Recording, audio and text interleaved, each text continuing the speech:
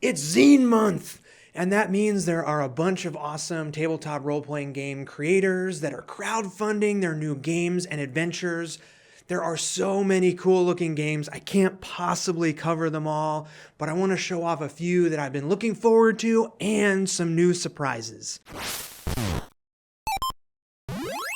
Let's start off with the Kickstarter campaigns. Actually, these first two haven't launched yet as of the release of this video, but they are very, very soon. I was lucky enough to get an early sample copy of the new Perils and Princesses adventure, The Princess and the Dragon, written by Destiny Howell with art and layout by the Perils and Princesses creator Ryan Lynch. And these two really know how to work together to create magical adventures. This one takes on the classic Save the Princess from the Dragon quest and flips it on its head in the most fun way.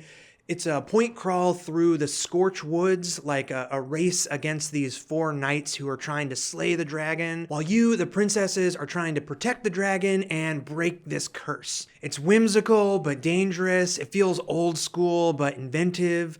The adventure is presented so clearly, even though the players can go wherever and tackle the problems however they like. It seems totally easy to run, and the layout and art is just great. Just look at this map. I'm just so impressed by this one. I'm gonna be the first backer for sure. Oh, and I almost forgot, there's a whole other adventure that takes place in the fair where these stone dragons come alive and cause all kinds of trouble.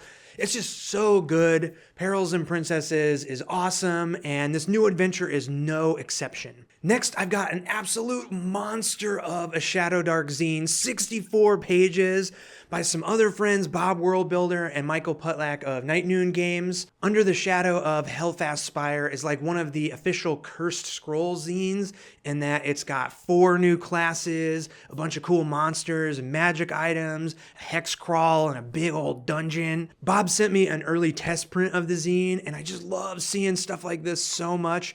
Obviously, there's some art to be done, some editing to happen, but the rest is here. It feels totally complete with factions of death guards and mushroom people and the bitumen, these coal zombies, an evil sorceress, and this giant bird snake thing. The coal catacombs dungeon is presented in that classic Shadowdark style, so super easy to run with tons of traps and monsters and plenty of opportunities to roleplay the factions against each other. Reading through, it really feels like this is an old place with new inhabitants causing trouble, which always makes for the best dungeon crawls. I mean, this is an easy one. If you play or are interested in Shadowdark or old school fantasy RPGs, you gotta back Under the Shadow of Hellfast Spire. Okay, now the rest of the campaigns I don't have samples for, I didn't get early looks at, but that doesn't mean I'm any less excited about all these awesome projects happening. Okay, let's start with another Shadowdark dungeon. It's Dungeon Death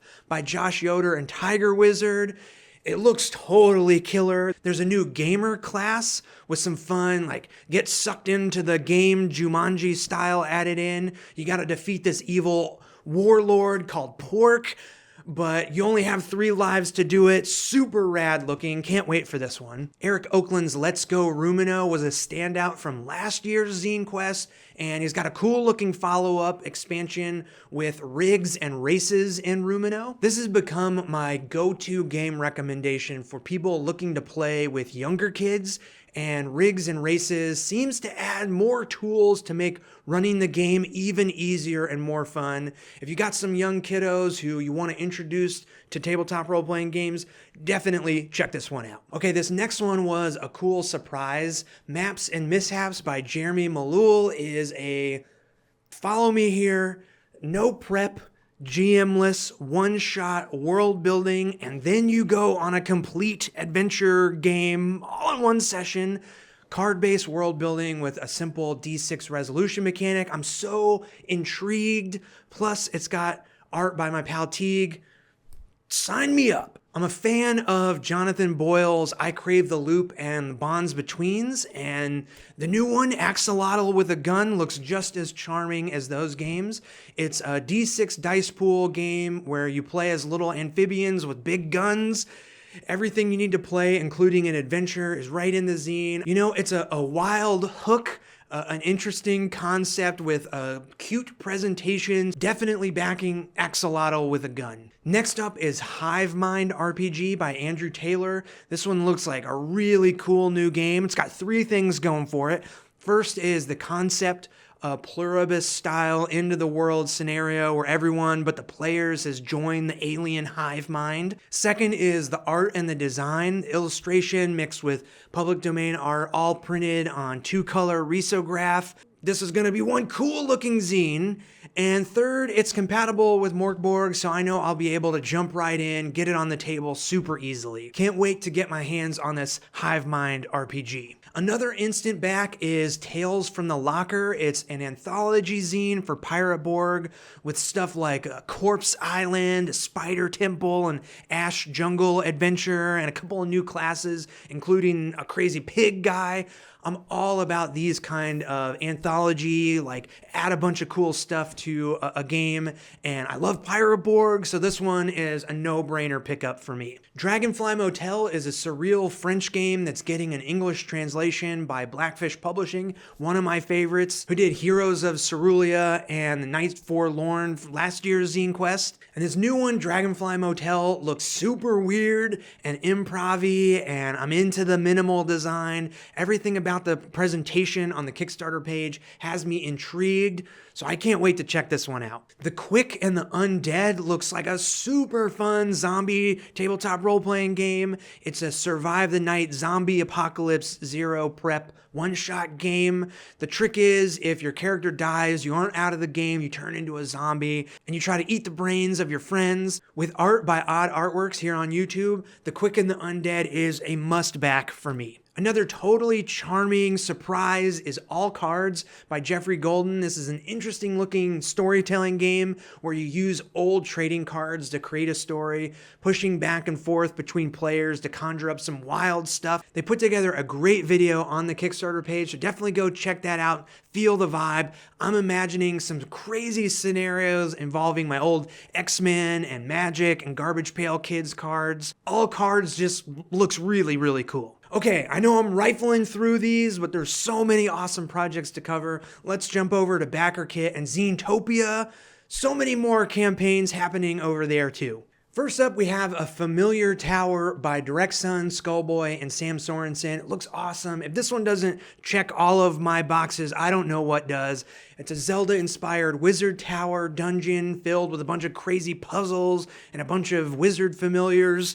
Like, sign me up. It's a one-shot for old school essentials. Of course, that means you can run it with whatever fantasy game you want. The layout looks super nice with one room per page, and you know I'm such a huge fan of Skullboy's artwork. A Familiar Tower is an instant back for me. Another puzzle dungeon by another art pal, Cameron Mass, is Reservoir. This is a 25-plus room dungeon for Shadowdark.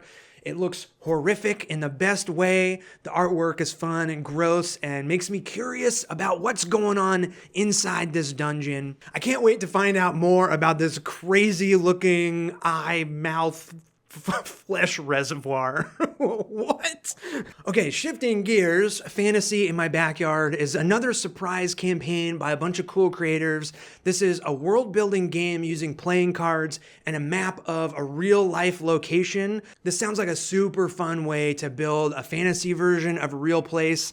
I always go to Shadowrun in my head, you know, like Fantasy Seattle with elves and orcs and stuff. But, you know, maybe not so dystopian, like you can have a little bit more fun with it. And the cool thing is some of the profits of this campaign are going to the ACLU to help represent people who are affected by the insane ICE and Border Patrol efforts. I'm so into it, really happy to support Fantasy in My Backyard. Can't wait to check this game out. Space Cat is a sci-fi adventure game where you play as spaceship flying animals going on wild missions, searching for treasure. It's mechanically inspired by Cairn, Into the Odd, and Mouse Ritter. The art is totally charming, and you can get a full-on comic too, which it makes me feel like the world of Space Cat and the backstory is all there, ready to explore. Can't wait to check this one out too. Another one of my favorites from last year is Fang by Gary from Daiku Games.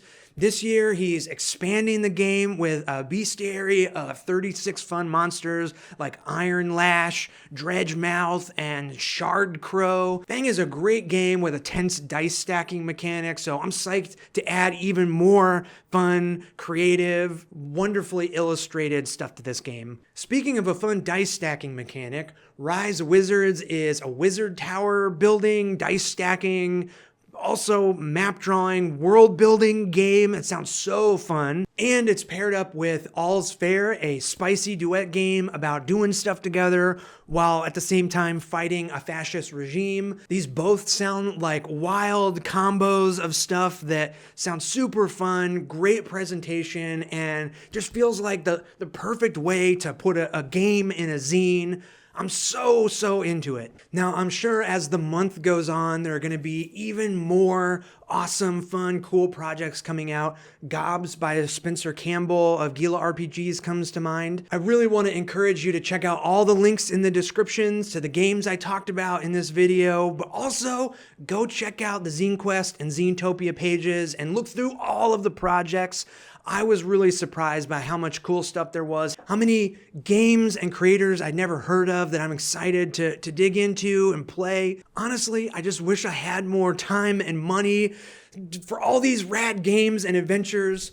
Thank you so much for watching, and I'll see you in the next one. See ya!